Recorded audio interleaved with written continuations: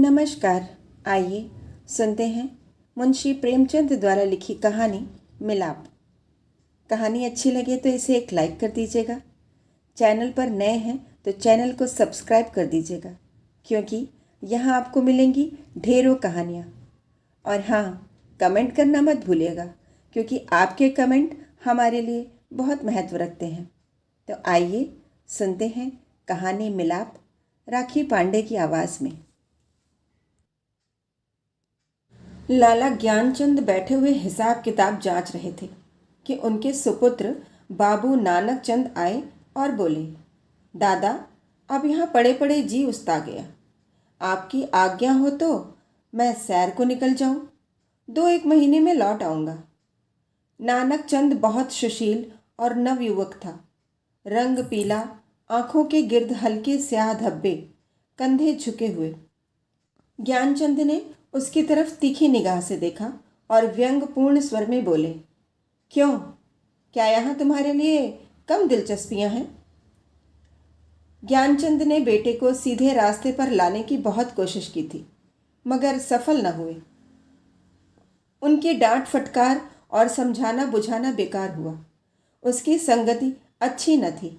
पीने पिलाने और राग रंग में डूबा रहता था। उन्हें यह नया प्रस्ताव क्यों पसंद आने लगा, लेकिन नानक चंद उसके स्वभाव से परिचित था। बेधड़क बोला, अब यहाँ जी नहीं लगता। कश्मीर की बहुत तारीफ सुनी है, अब वहीं जाने को सोचता हूँ। ज्ञानचंद, बेहतर है, तशरीफ ले जाइए। नानक चंद, रुपए तो दिलवाइए, इस वक्त 500 रुपये की सख्त ज़रूरत है। ज्ञानचंद, ऐसी फिजूल बातों का मुझसे जिक्र न किया करो, मैं तुमको बार बार समझा चुका हूँ। नानक चंद ने हठ करना शुरू किया और बूढ़े लाला इनकार करते रहे। यहाँ तक कि नानक चंद झुंझलाकर बोला, अच्छा, कुछ मत दीजिए, मैं यूं ही चला जाऊँगा। ज्ञानचंद ने कलेजा मजबूत करके कहा, बेशक तुम ऐसे ही हिम्मतवर हो, वहाँ भी तुम्हारे भाई बंद बैठे हुए हैं ना। नानक चंद, मुझे किसी की परवाह नहीं, आपका रुपया आपको मुबारक रहे। नानक चंद की यह चाल कभी पट नहीं पड़ती थी। अकेला लड़का था। बूढ़े लाला साहब ढीले पड़ गए। रुपया दिया, खुशामद, और उसी दिन नानक चंद कश्मीर की सैर के लिए रवाना हुआ। मगर नानक चंद यहाँ से अकेला न चला। उसकी प्रेम की बातें आज सफल हो गई थीं। पड़ोस में बाबू रामदास रहते थे। बेचारे सीधे सादे आदमी थे। सुबह दफ्तर जाते और शाम को आते, और इस बीच नानक चंद अपने कोठे पर बैठा हुआ उनकी बेवा लड़की से मोहब्बत के इशारे किया करता। यहाँ तक कि अभागी ललिता उसके जाल में आ फंसी। भाग जाने के मंसूबे हुए। आधी रात का वक्त था। ललिता एक साड़ी पहने अपनी चारपाई पर करवटें बदल रही थी। जेवरों को उतारकर उसने एक संदूकचे में रख दिया था। उसके दिल में इस वक्त तरह तरह के ख्याल दौड़ रहे थे और कलेजा जोर जोर से धड़क रहा था। मगर चाहे और कुछ न हो, नानक चंद की तरफ से उसे बेवफाई का जरा भी गुमान न था। जवानी की सबसे बड़ी नेमत मोहब्बत है, और इस नेमत को पाकर ललिता अपने को खुशनसीब समझ रही थी। रामदास बेसुध सो रहे थे कि इतने में कुंडी खटकी। ललिता चौंक कर उठ खड़ी हुई। उसने जेवरों का संदूकचा उठा लिया, एक बार इधर उधर हसरत भरी निगाहों से देखा और दबे पांव चौंक चौंक कर कदम उठाती दहलीज में आई और कुंडी खोल दी। नानक चंद ने उसे गले से लगा लिया। बग्घी तैयार थी। दोनों उस पर जा बैठे। सुबह को बाबू रामदास उठे। ललिता न दिखाई दी। घबराए। सारा घर छान मारा, कुछ पता न चला। बाहर की कुंडी खुली देखी। बग्घी के निशान नजर आए। सर पीट कर बैठ गए, मगर अपने दिल का दर्द कहते किससे। हंसी और बदनामी का डर जबान पर मोहर हो गया। मशहूर किया कि वह अपने ननिहाल चली गई, मगर लाला ज्ञानचंद सुनते ही भाप गए कि कश्मीर की सैर के कुछ और ही माने थे। धीरे धीरे यह बात सारे मोहल्ले में फैल गई, यहाँ तक कि बाबू रामदास ने शर्म के मारे आत्महत्या कर ली। मोहब्बत की सरगर्मियाँ नतीजे की तरफ से बिल्कुल बेखबर होती हैं। नानक चंद जिस वक्त बग्घी में ललिता के साथ बैठा तो उसे इसके सिवाय और कोई ख्याल न था कि एक युवती मेरे बगल में बैठी है जिसके दिल का वह मालिक हो। उसी धुन में वह मस्त था।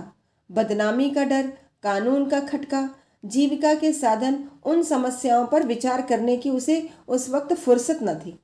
हाँ, उसने कश्मीर का इरादा छोड़ दिया, कलकत्ते जा पहुंचा। किफ़ायत शायरी का सबक न पढ़ा था। जो कुछ जमा जथा थी 2 महीनों में खर्च कर दी गई। ललिता के गहनों पर नौबत आई, लेकिन नानक चंद ने में इतनी शराफत बाकी थी। दिल मजबूत करके बाप को खत लिखा, मोहब्बत को गालियां दी और विश्वास दिलाया कि अब आपके पैर चूमने के लिए जी बेकरार है, कुछ खर्च भेजिए। लाला साहब ने खत पढ़ा। तस्कीन हो गई कि चलो जिंदा है, खैरियत से है। धूमधाम से सत्यनारायण की कथा सुनी, रुपया रवाना कर दिया, लेकिन जवाब में लिखा, खैर जो कुछ तुम्हारी किस्मत में था वह हुआ। अभी इधर आने का इरादा मत करो, बहुत बदनाम हो रहे हो। तुम्हारी वजह से मुझे भी बिरादरी से नाता तोड़ना पड़ेगा। इस तूफान को उतर जाने दो, तुम्हें खर्च की तकलीफ न होगी, मगर इस औरत की बाँह पकड़ी है तो उसका निबाह करना, उसे अपनी ब्याहता स्त्री समझो। नानक चंद दिल पर से चिंता का बोझ उतर गया। बनारस से माहवार वजीफा मिलने लगा।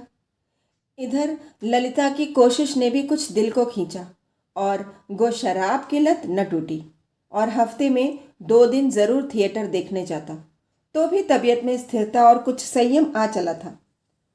इस तरह कलकत्ते में उसने 3 साल काटे। इसी बीच एक प्यारी लड़की के बाप बनने का सौभाग्य हुआ, जिसका नाम उसने कमला रखा। तीसरा साल गुजरा था कि नानक चंद के उस शांतिमय जीवन में हलचल पैदा हुई। लाला ज्ञानचंद का 50वां साल था, जो हिंदुस्तानी रईसों की प्राकृतिक आयु है। उनका स्वर्गवास हो गया और ज्यों ही यह खबर नानक चंद को मिली, वह ललिता के पास जाकर चीखे, मार मार कर रोने लगे। जिंदगी के नए नए मसले अब उसके सामने आए। इस 3 साल की संभली हुई जिंदगी ने उसके दिल, शोधेपन और नशेबाजी का ख्याल बहुत कुछ दूर कर दिया था। उसे अब यह फिक्र सवार हुई कि चलकर बनारस में अपनी जायदाद का कुछ इंतजाम करना चाहिए, वरना वरना सारा कारोबार मिट्टी में मिल जाएगा। लेकिन ललिता को क्या करूं? अगर इसे वहां लिए चलता हूं तो 3 साल की पुरानी घटनाएं ताजी हो जाएंगी और फिर एक हलचल पैदा होगी जो मुझे हुक्काम और हमजोलियों में जलील कर देगी। इसके अलावा उसे अब कानूनी औलाद की ज़रूरत भी नज़र आने लगी। यह हो सकता था कि वह ललिता को अपनी ब्याहता स्त्री मशहूर कर देता, लेकिन इस आम ख्याल को दूर करना असंभव था कि उसने उसे भगाया है। ललिता से नानक चंद को अब वह मोहब्बत न थी जिसमें दर्द होता है और बेचैनी होती है। वह अब एक साधारण पति था जो गले में पड़े हुए ढोल को पीटना ही अपना धर्म समझता है, जिसे बीबी की मोहब्बत उसी वक्त याद आती है जब वह बीमार होती है। और इसमें अचरज की कोई बात नहीं है। अगर जिंदगी की नई नई उमंगों ने उसे उकसाना शुरू किया, मसूबे पैदा होने लगे जिनका दौलत और बड़े बड़े लोगों के मेलजोल से संबंध है। मानव भावनाओं की यही दशाधारण दशा है। नानक चंद अब मजबूत इरादे के साथ सोचने लगा कि यहाँ से क्यों कर भागूं। अगर इजाज़त लेकर जाता हूँ तो 2-4 दिन में सारा पर्दा फाश हो जाएगा। अगर हीला किए जाता हूँ तो आज के तीसरे दिन ललिता बनारस में मेरे सर पर सवार होगी। कोई ऐसी तरकीब निकालूं कि इन संभावनाओं से मुक्ति मिले। सोचते सोचते उसे आखिर एक तरकीब सूझी। वह एक दिन शाम को दरिया की सैर का बहाना करके चला और रात को घर पर न आया। दूसरे दिन सुबह को एक चौकीदार ललिता के पास आया और उसे थाने ले गया। ललिता हैरान थी कि क्या माजरा है। दिल में तरह तरह की दुश्चिंताएं पैदा हो रही थीं। वहां जाकर जो कैफियत देखी तो दुनिया आंखों में अंधेरी हो गई। नानक चंद के कपड़े खून में तरबतर पड़े थे। उसकी वही सुनहरी घड़ी, वही खूबसूरत छतरी, वही रेशमी साफा, सब वहां मौजूद थे। जेब में उसके नाम के छपे हुए कार्ड थे। कोई संदेह न रहा कि नानक चंद को किसी ने कत्ल कर डाला। 2-3 हफ्ते तक थाने में तहकीकात होती रही और आखिरकार खूनी का पता चल गया। पुलिस के अफसरों को बड़े बड़े इनाम मिले, जिसको जासूसी का एक बड़ा आश्चर्य समझा गया। खूनी ने प्रेम की प्रतिद्वंद्विता के जोश में यह काम किया, मगर इधर तो गरीब बेगुनाह खूनी सूली पर चढ़ा हुआ था और वहां बनारस में नानक चंद की शादी रचाई जा रही थी। लाला नानक चंद की शादी एक रईस घराने में हुई और तब धीरे धीरे फिर वही पुराने उठने बैठने वाले आने शुरू हुए। फिर वही मजलिसें जमी और फिर वही सागरों मीना के दौर चलने लगे।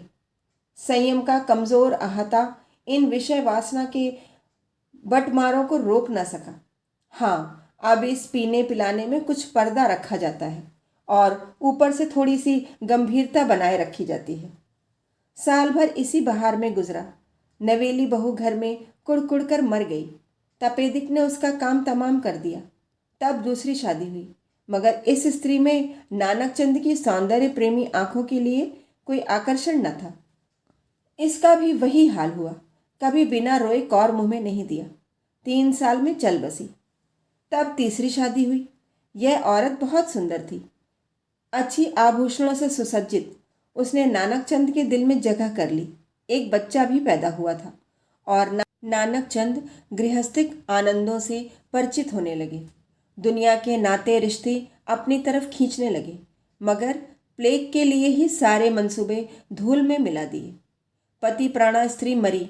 3 बरस का प्यारा लड़का हाथ से गया और दिल पर ऐसा दाग छोड़ गया जिसका कोई मरहम न था। उच्छृंखलता भी चली गई, अय्याशी का भी खात्मा हुआ। दिल पर रंजोगम छा गया और तबीयत संसार से विरक्त हो गई। जीवन की दुर्घटनाओं में अक्सर बड़े महत्व के नैतिक पहलू छिपे हुआ करते हैं। इन सभी ने नानक चंद के दिल में मरे हुए इंसान को भी जगा दिया। जब वह निराशा के यातनापूर्ण अकेलेपन में पड़ा हुआ इन घटनाओं को याद करता तो उसका दिल रोने लगता और ऐसा मालूम होता कि ईश्वर ने मुझे मेरे पापों की सजा दी है। धीरे धीरे यह ख्याल उसके दिल में मजबूत हो गया। उफ, मैंने उस मासूम औरत पर कैसा जुल्म किया, कैसी बेरहमी की। यह उसी का दंड है। यह सोचते सोचते ललिता की मायूस तस्वीर उसकी आंखों के सामने खड़ी हो जाती और प्यारी मुखड़े वाली कमला अपने मरे हुए सौतेले भाई के साथ उसकी तरफ प्यार से दौड़ती हुई दिखाई देती। इस लंबी अवधि में नानक चंद को ललिता की याद तो कई बार आई थी, मगर भोग विलास पीने पिलाने की उन कैफियतों ने कभी उस ख्याल को जमने नहीं दिया। एक धुंधला सा सपना दिखाई दिया और बिखर गया। मालूम नहीं दोनों मर गई या जिंदा हैं। अफसोस, ऐसी बेकसी की हालत में छोड़कर मैंने उनकी सुध तक न ली। उस नेक नामी पर धिक्कार है जिसके लिए ऐसे निर्दयता की कीमत देनी पड़ी। यह ख्याल उसके दिल पर इस बुरी तरह बैठा कि एक रोज़ वह कलकत्ता के लिए रवाना हो गया। सुबह का वक्त था। वह कलकत्ते पहुंचा और अपने उसी पुराने घर को चला।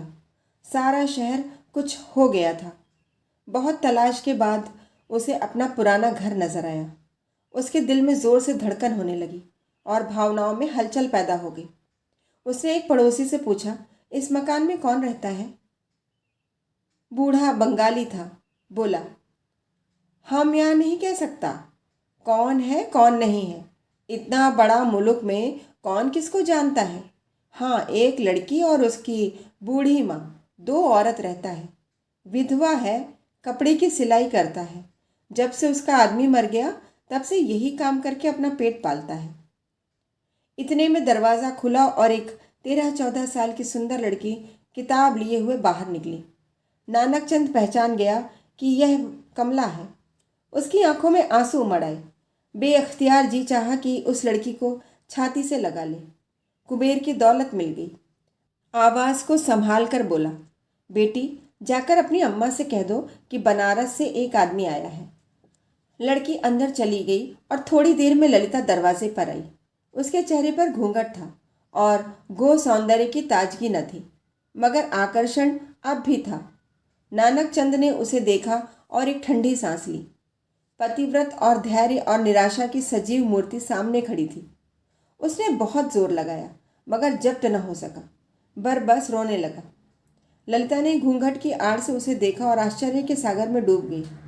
वह चित्र जो हृदय पट पर अंकित था और जो जीवन के अल्पकालिक आनंदों की याद दिलाता रहता था, जो सपनों में सामने आ कर कभी खुशी के गीत सुनाता और कभी रंज के तीर चुभाता था, इस वक्त सजीव सचल सामने खड़ा था। ललिता पर ऐसी बेहोशी छा गई, कुछ वही हालत जो आदमी को सपने में होती है।